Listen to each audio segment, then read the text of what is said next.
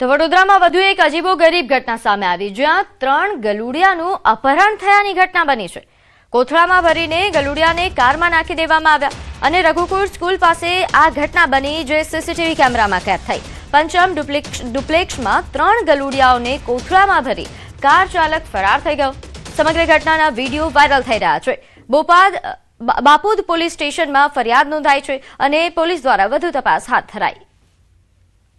તો વડોદરાનો આ અજીબો ગરીબ બનાવ નોંધે છે કે ઘણા ચોરીના બનાવો તમે સાંભળ્યા હશે, પરંતુ આ રીતે 3 ગલુડિયાઓની ચોરીનો બનાવ કદાચ પહેલીવાર સાંભળ્યો હશે। 3 ગલુડિયાઓનું અપહરણ કરીને આ જે કાર ચાલક છે તે ફરાર થાય છે। આ સમગ્ર ઘટનાના સીસીટીવી ફૂટેજ સામે આવ્યા છે, જે બાદ પોલીસે સીસીટીવી આધારે તપાસ હાથ ધરી છે। બાપુદ પોલીસ દ્વારા હાલ તપાસ હાથ ધરવામાં આવી છે, પરંતુ આ સમગ્ર ઘટનાનો વિડીયો સોશિયલ મીડિયા પર વાયરલ થઈ રહ્યો છે અને ઘણી ચર્ચા થઈ રહી છે। તો આ તરફ કેદારનાથ યાત્રાના પ્રથમ દિવસે ગુજરાતી શ્રદ્ધાળુના મોતના સમાચાર। કેદારનાથમાં વડોદરાના શ્રદ્ધાળુનું હાર્ટ એટેકથી મોત થયું। દિલીપભાઈ માળી નામના શ્રદ્ધાળુનું હાર્ટ એટેકથી મોત થયું છે। મૃતકના પુત્રએ સ્થાનિક તંત્ર પર બેદરકારીના આક્ષેપ કર્યા।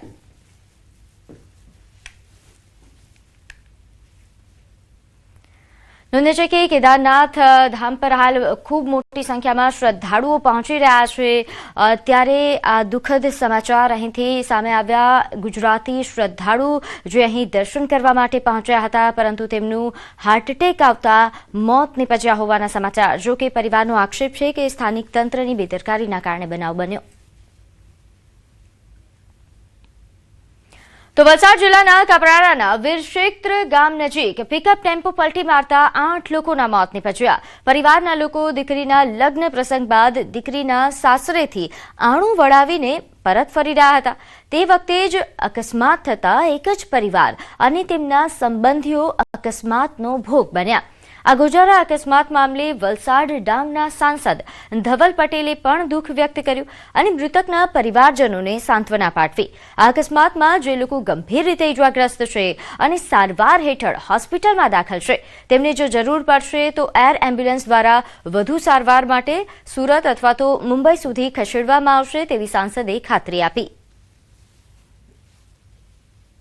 અમે સૂચના આપી છે તંત્ર દ્વારા કે એમને તાત્કાલિક જેટલી સારી સારવાર આપી શકે એટલી સારવાર આપીએ અને જરૂરત પડે ને એમને એર એમ્બ્યુલન્સના થકી પણ આપણે સુરત કે અમદાવાદ કે કોઈ પણ જગ્યા મોકલીને એમની જાન બચાવી શકે, એના માટે પૂરો પ્રયત્ન અમે કરવાના છે। તો અમદાવાદમાં ક્રાઇમ બ્રાન્ચે બિહારના ચકચારી હત્યા કેસમાં આરોપી ઝડપી પાડ્યો છે। બારૂન પોલીસ સ્ટેશનમાં હત્યાના ગુનામાં પોલીસની કાર્યવાહી સામે આવી। નોંધે છે કે આરોપી નજરે આલમની ક્રાઇમ બ્રાન્ચે ધરપકડ કરી છે। મૃતક જે તે સમયે રાતે કોલ આવતા ઘરેથી નીકળ્યો હતો, બાદમાં પરત ન આવ્યો અને મૃતક દિલીપસિંહનો ગળું કપાયેલી હાલતમાં મૃતદેહ મળી આવ્યો હતો, જે બાદ તપાસનો ધમધમાટ શરૂ થયો।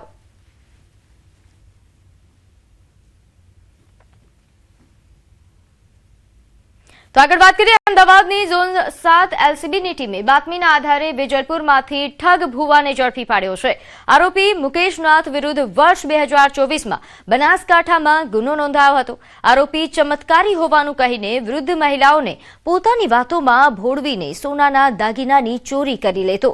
પાલનપુર અને રાજકોટમાં ભક્તિના નામે છેતરપિંડી કરી હતી, જેમાં આધ્યાત્મિક શક્તિનો દેખાવ કરી મહિલાઓ સાથે છેતરપિંડી કરતા હોવાની વિગતો મળી છે। આરોપી સામે અગાઉ રામોલ અને વાસણા પોલીસ સ્ટેશનમાં પણ ગુનો નોંધાયો છે। પોલીસે તેની પાસેથી સોનાની બુટ્ટી રિકવર કરી છે અને તેની સામે વધુ તપાસ પણ હાથ ધરી છે। એની એમો એવી છે કે એ વૃદ્ધોના ટાર્ગેટ કરે છે, જો રસ્તા ઉપર, અને શરૂઆતમાં નાની મોટી વાત કરે છે કે, અને એને પછી એક કરીને એક એને એવું મંત્રમુગ્ધ કરી દે કે એના કારનાથી બંગડી હોય કે વીટી હોય કે બુટી હોય એને કઢાવી લે છે વાતોમાં લઈને। અને એ જે આરોપી છે એ બીજા પણ ગુનાહિત ઇતિહાસ છે, એને વાસણામાં અને રામોલ પોલીસ સ્ટેશનમાં ગુનો દાખલ થયેલો છે અને રાજકોટમાં પણ ચોરીના ગુનામાં એના નામ છે, એમાં પણ એ વોન્ટેડ છે।